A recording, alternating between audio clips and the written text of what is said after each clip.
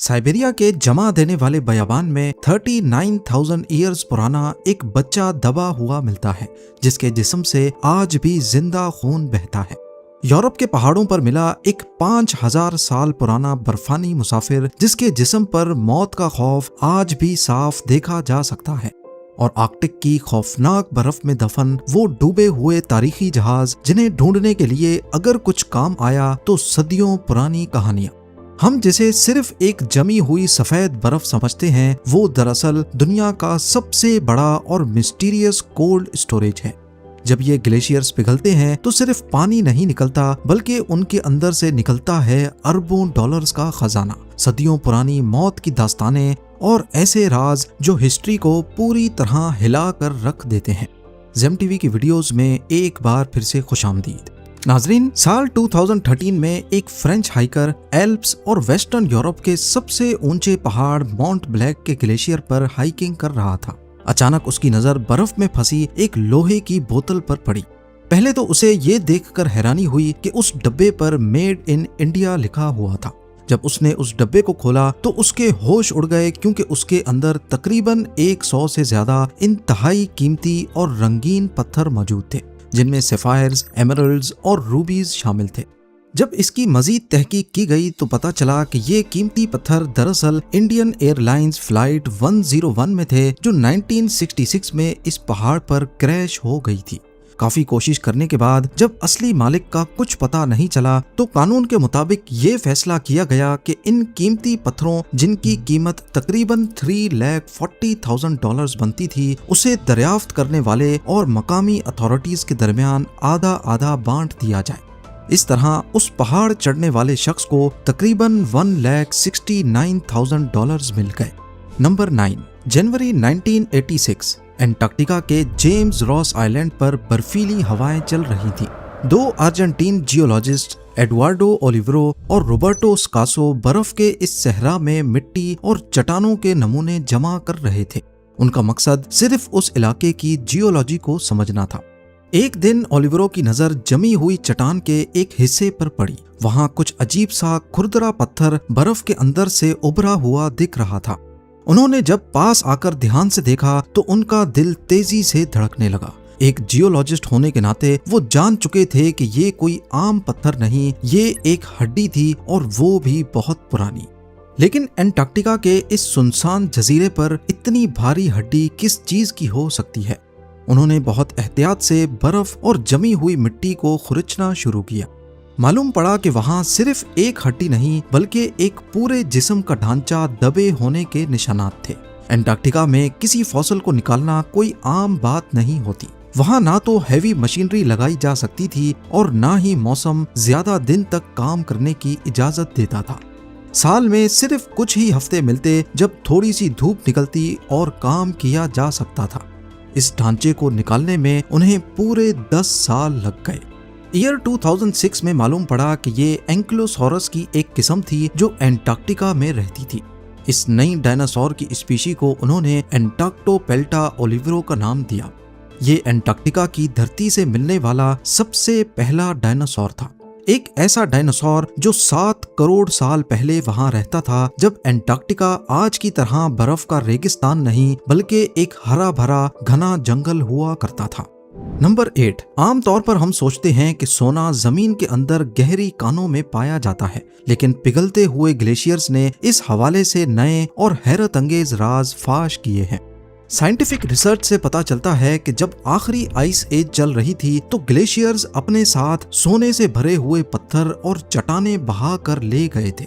वक्त के साथ साथ वो सोने के पत्थर इन्हीं ग्लेशियर्स के अंदर जम कर रह गए। वैसे तो ये सोना बर्फ और मिट्टी के दरमियान बिखरा हुआ होता है, लेकिन जैसे जैसे ग्लोबल वार्मिंग की वजह से दुनिया का दर्जा हरारत बढ़ रहा है और ये बर्फीले पहाड़ पिघल रहे हैं, वहां से सोने की काफी बड़ी मिकदार सामने आना शुरू हो गई है। आने वाले वक्त में जब बर्फ पिघलने का ये अमल मजीद तेज होगा तो इन बर्फीली नदियों में सोने की मिकदार में भी इजाफा होने के इम्कान है। इसका मतलब ये है कि अगर कोई किस्मत वाला इंसान सही वक्त पर वहां मौजूद हो तो वो रातों रात करोड़पति बन सकता है, क्योंकि बर्फ अपने अंदर छुपा खजाना आहिस्ता आहिस्ता बाहर निकाल रही है। नंबर 7, साइबेरिया के जमा देने वाले बयाबान इलाके यूकागिर कोस्ट में कुछ लोग धूप की हल्की सी किरण में बेलचों से मिट्टी खोद रहे थे। ये लोग हाथी के दांत ढूंढने वाले शिकारी थे जो बर्फ में दबे पुराने दांत बेचकर अपना घर चलाते थे। एक शिकारी की नजर मिट्टी से निकली एक अजीब चीज पर पड़ी। उन्होंने समझा शायद कोई पुराना जिस्म है जो सड़ चुका होगा, लेकिन जैसे ही उन्होंने बर्फ को साफ किया उनके जिस्म में एक सनसनी दौड़ गई। वहां कोई पुरानी हड्डी नहीं थी, वहां मेमथ का एक मुकम्मल बच्चा लेटा हुआ था।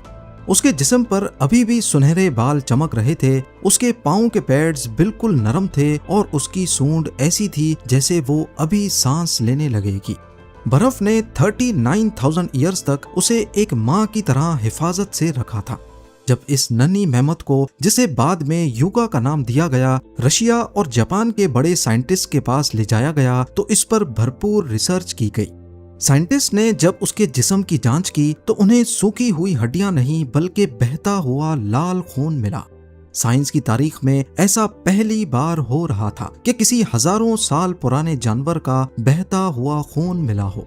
जब उस बहते हुए खून पर टेस्ट किए गए तो पता चला कि इन मेमथ के अंदर एक कुदरती एंटी फ्रीज केमिकल होता था जो उन्हें दुनिया के सबसे बेरहम मौसम में भी गर्म रख सकता था।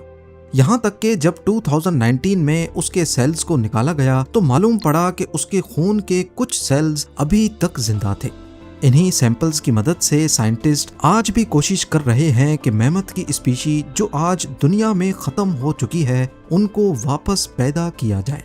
आज यूका को याकुत्स्क नामी शहर में ऐसी जगह रखा गया है जहां टेम्परेचर -20 डिग्री ठंडा होता है। वहां साइंटिस्ट अभी भी उसके टिश्यूज, बाल और डीएनए पर मजीद रिसर्च कर रहे हैं ताकि क्लोनिंग के इम्कानात मजीद बेहतर बनाए जा सकें। नंबर 6, ये बात है साल 1958 की जब सोवियत एक्सपीडिशन ने एंटार्क्टिका की बर्फ में एक ऐसी चीज दरियाफ्त की जिसने सबको हैरान कर दिया। उन्होंने 600 मीटर मोटी बर्फ की लेयर के बिल्कुल नीचे एक मुकम्मल पहाड़ी सिलसिला दरियाफ्त किया जिसे गमुट्सेव माउंटेन रेंज का नाम दिया गया। ये पहाड़ी सिलसिला कोई छोटा मोटा नहीं है बल्कि ये इतना बड़ा है कि इसकी लंबाई तकरीबन 1250 किलोमीटर तक फैली हुई है और इसकी सबसे ऊंची चोटियां 3,390 मीटर तक बुलंद हैं। अगर हम इसका कंपैरिजन करें तो ये बर्फ के नीचे छुपा हुआ पहाड़ी सिलसिला यूरोप के मशहूर एल्प्स के पहाड़ों जितना ही बड़ा है। इसका वजूद दुनिया से इसलिए छुपा रहा क्योंकि ये इंतहाई गहरी बर्फ के नीचे दफन है। ये जगह इतनी मुश्किल और दुश्वार गुजार है कि आज के जदीद दौर में भी साइंसदान इस पहाड़ी सिलसिले की खसूसियात और इसकी बनावट के बारे में बहुत कम जानते हैं। नंबर 5, बर्फ और टिड्डे सुनने में एक साथ बिल्कुल अजीब लगते हैं, लेकिन अमेरिका की रियासत मोंटाना में बेयर टूथ माउंटेन्स के अंदर एक ऐसा ग्लेशियर है जिसे ग्रास हॉपर ग्लेशियर कहा जाता है।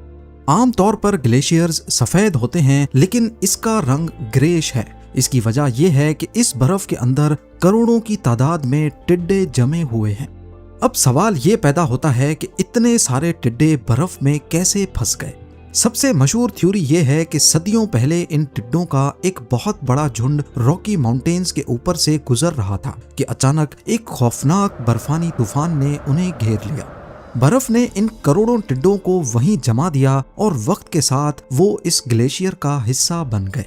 जब 1900s की दहाई की शुरुआत में जियोलॉजिस्ट जेपी किम्बॉल ने इसे दरियाफ्त किया तो उन्होंने कुछ सैंपल्स अमेरिकन एंटोमोलॉजी डिपार्टमेंट को भेज दिए। फिर 1914 में ये हैरत अंगेज इंकशाफ हुआ कि ये टिड्डे दरअसल रॉकी माउंटेन लोकस्ट्स हैं, जो कि एक ऐसी नस्ल है जो कई सदियों पहले ही दुनिया से खत्म हो चुकी थी। इनकी नस्ल इसलिए खत्म हुई क्योंकि वेस्ट अमेरिका में किसानों ने जमीन में हल चलाकर इनके अंडों को तबाह कर दिया था। माइग्रेशन के दौरान ये एक तूफान की लपेट में आ गए और उनकी नस्ल वहीं जम गई। नंबर 4, कनाडा की यूकॉन टेरिटरी अपने सोने के ज़खायर के लिए दुनिया भर में मशहूर है। जून 2022 की एक बरसाती दोपहर को ट्राविस मड्रे नाम का एक माइनर वहां सोने की तलाश में जमीन खोद रहा था। क्योंकि वो इलाका परमाफ्रॉस्ट यानी हमेशा जमी रहने वाली मिट्टी का है तो उसे वहां सख्त बर्फीली मिट्टी की एक दीवार को खोदना था। खुदाई के दौरान उसे मिट्टी में एक चमकती हुई काले रंग की चीज मिली जिसकी छोटी छोटी टांगें थी।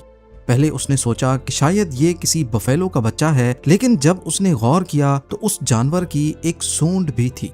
उसने फौरन अपने बॉस को बुलाया और काम रोक दिया गया। वहां के पैलियोंटोलॉजिस्ट ग्रैंट जजूला ने अपने 2 माहिरीन को भेजा, जिन्होंने तूफान आने से सिर्फ 1 घंटा पहले उस जानवर के बाकियात को वहां से निकाल लिया। ये एक मादा वोली ममोथ थी, तकरीबन 30,000 साल पहले, जब वो सिर्फ 1 महीने की थी, दलदल में फंसकर मर गई थी। यूकॉन के टेरिटरी और मिट्टी ने इसके जिस्म, खाल, बाल और यहाँ तक के डीएनए को इस कदर महफूज रखा था कि ये नॉर्थ अमेरिका में मिलने वाला पहला और दुनिया का दूसरा मुकम्मल बेबी मामूथ बन गया। इसकी दरियाफ्त साइंस के लिए एक बहुत बड़ी कामयाबी मानी जाती है। नंबर 3, 15 जुलाई 1942 को वर्ल्ड वॉर 2 के दौरान P-38 लाइटनिंग फाइटर प्लेन्स और B-17 बॉम्बर्स का एक काफिला ग्रीनलैंड से गुजर रहा था। अचानक वो एक शदीद बर्फानी तूफान में फंस गए। जब आगे जाना नामुमकिन हो गया तो उन्होंने ग्रीनलैंड के पहाड़ों और ग्लेशियर्स पर इमरजेंसी लैंडिंग कर ली। खुशकिस्मती से सब क्रू मेंबर्स को 9 दिन बाद बचा लिया गया, लेकिन जहाज वहीं बर्फ में ही फंसे रह गए। वक्त के साथ वो जहाज बर्फ की लेयर्स के नीचे दब गए, जो तकरीबन 75 से 90 मीटर मोटी थी। 50 साल बाद 1992 में कुछ लोगों ने फैसला किया कि वो इन जहाजों में से एक को बर्फ से बाहर निकालेंगे। ये एक इंतहाई मुश्किल और महंगा काम था, जिसमें 11 साल का अरसा और $2 मिलियन का खर्चा आया। उन्होंने बर्फ को पिघालने के लिए गर्म पानी और बड़ी हीटिंग प्लेट्स का इस्तेमाल किया और जहाज तक पहुंचने के लिए बर्फ में एक गहरी सुरंग भी बनाई। फिर जहाज को छोटे हिस्सों में खोलकर ऊपर लाया गया। हैरानकुन तौर पर जहाज अंदर से बिल्कुल ठीक हालत में था, सिर्फ उसकी छत बर्फ के वजन से टूट चुकी थी। $50 लाख मजीद खर्च करने के बाद इस जहाज को, जिसे ग्लेशियर गर्ल कहते हैं, फिर से टर्न ऑन किया गया और 2002 में उसने दोबारा उड़ान भी भरी। 2007 में इस जहाज ने अपना वो अधूरा सफर मुकम्मल करने की कोशिश की जो उसने 1942 में शुरू किया था, लेकिन इंजन में थोड़ी खराबी की वजह से उसे सफर बीच में ही रोकना पड़ गया। नंबर 2, जब हम ममी का सोचते हैं तो जहन में इजिप्ट के फेरोज आते हैं, लेकिन 1991 में यूरोप के एल्प्स में एक ऐसी ममी मिली जिसने सबको हैरान कर दिया। 2 जर्मन टूरिस्ट ऑस्ट्रिया और इटली के बॉर्डर पर हाइक कर रहे थे जब उन्हें बर्फ में दबी हुई एक इंसानी लाश मिली। जब इस लाश को निकालकर यूनिवर्सिटी ऑफ इंसब्रुक में इसका बारीक बीनी से जायजा लिया गया तो पता चला कि ये कोई आम लाश नहीं बल्कि यूरोप की सबसे पुरानी ममी है। इस ममी का नाम ओट्जी रखा गया और ये तकरीबन 5000 साल पुरानी थी। जदीद तहकीक से ये बात सामने आई कि ओट्जी का ताल्लुक दरअसल उन किसानों से था जो एनातोलिया यानी आज के टर्की के इलाके से आए थे। ममी के डीएनए पर जब तहकीक की गई तो मालूम पड़ा कि उसके अंदर मेल पैटर्न बॉल्डनेस यानी गंजेपन के जीन्स भी मौजूद थे। ये शख्स लैक्टोज इंटॉलरेंट था और कई बीमारियों जैसे लाइम डिजीज और जोड़ों के दर्द का शिकार था, जिससे लगता है कि उसकी जिंदगी काफी दर्दनाक गुजरी होगी। इस ममी को ठीक उसी हालत में पाया गया जिसमें उसने मौत का सामना किया था। मरते समय उसके पास एक तीर कमान था, एक खंजर और एक बोरी भी थी। आज ये ममी इटली के एक म्यूजियम में रखी हुई है, जहां दुनिया भर से लोग इस 5000 साल पुराने बर्फानी मुसाफिर को देखने आते हैं। और अब नंबर 1, 1845 में सर जॉन फ्रैंकलिन नाम के एक मशहूर ब्रिटिश एक्सप्लोरर ने 2 बड़े और मजबूत जहाज HMS एरोबस और HMS टेरर के साथ एक अजीम और तारीखी सफर का आगाज किया। उनका मकसद था नॉर्थ वेस्ट पैसेज को दरियाफ्त करना। दरअसल उस दौर में पनामा कैनाल नहीं बना था। अगर किसी शिप को अटलांटिक ओशन से पैसिफिक ओशन तक जाना होता तो उसे पूरे साउथ अमेरिका का चक्कर काटकर एक लंबा और इंतहाई खतरनाक रास्ता तय करना पड़ता था। नॉर्थ वेस्ट पैसेज बर्फ के रास्ते एक ऐसा शॉर्टकट था जो इस सफर को महीनों से हफ्तों पे ले आता, लेकिन कोई नहीं जानता था कि ये शॉर्टकट मौत का कुआं बनने वाला है। आर्कटिक की जमा देने वाली बर्फ ने सर जॉन फ्रैंकलिन के दोनों जहाजों को चारों तरफ से घेर लिया। इस दौरान शदीद ठंड में बीमारियां फूट पड़ी और ऊपर से उनका खाना पीना भी खत्म हो गया। उस एक्सपीडिशन में सवार एक भी इंसान जिंदा वापस नहीं लौट सका। तमाम के तमाम लोग वहीं बर्फ में तड़प कर मर गए। जब कई साल तक सर जॉन फ्रैंकलिन और उनके 129 लोगों का कोई सुराग नहीं मिला तो ब्रिटिश हुकूमत ने उन्हें ढूंढने के लिए साल 1850 में एक और अजीम जहाज रवाना किया जिसका नाम था HMS इन्वेस्टिगेटर। लेकिन बदकिस्मती इस जहाज का भी रास्ता देख रही थी। साल 1853 आते आते HMS इन्वेस्टिगेटर भी आर्कटिक की उसी बेरहम बर्फ में बुरी तरह फंस गया। हालत इतनी खराब हो गई कि क्रू को अपनी जान बचाने के लिए जहाज को उसी जमी हुई बर्फ में छोड़कर पैदल निकलना पड़ा। बाद में जब बर्फ पिघली तो ये जहाज हमेशा के लिए समंदर की गहराइयों में डूब गया। सदियां गुजर गईं, दुनिया बदल गई, लेकिन किसी को नहीं पता था कि HMS इन्वेस्टिगेटर समंदर की तह में कहां दफन है। फिर इस राज से पर्दा उठने की शुरुआत हुई जुलाई 2010 में। पार्क्स कनाडा की एक एक्सपर्ट टीम इस खुफिया ठिकाने की तलाश में निकली, लेकिन उनके पास कोई सैटेलाइट मैप नहीं था। उनके पास सिर्फ और सिर्फ वहां के मकामी लोगों की सदियों पुरानी कहानियां थी। वहां के बुजुर्ग बताते थे कि उनके बड़ों ने बर्फ में फंसे एक अजीबोगरीब जहाज से लोहा और तांबा निकाला था। इन्हीं कदीम कहानियों के इशारों पर चलते हुए एक्सपर्ट्स की टीम कनाडा के मर्सी बे तक पहुंची। टीम ने जैसे ही अपना एडवांस्ड अंडर वाटर सोनार स्कैनर पानी में उतारा और पहला टेस्ट शुरू किया तो जो नतीजा सामने आया उसने सबके होश उड़ा दिए। उनकी किस्मत इतनी आला थी कि पहली ही कोशिश में स्कैनर की स्क्रीन पर एक पूरे जहाज का ढांचा नजर आने लगा। 150 साल से गुमशुदा HMS इन्वेस्टिगेटर दरियाफ्त हो चुका था और हैरत की बात यह थी कि वो पानी के नीचे बिल्कुल सीधा और बेहतरीन हालत में खड़ा था।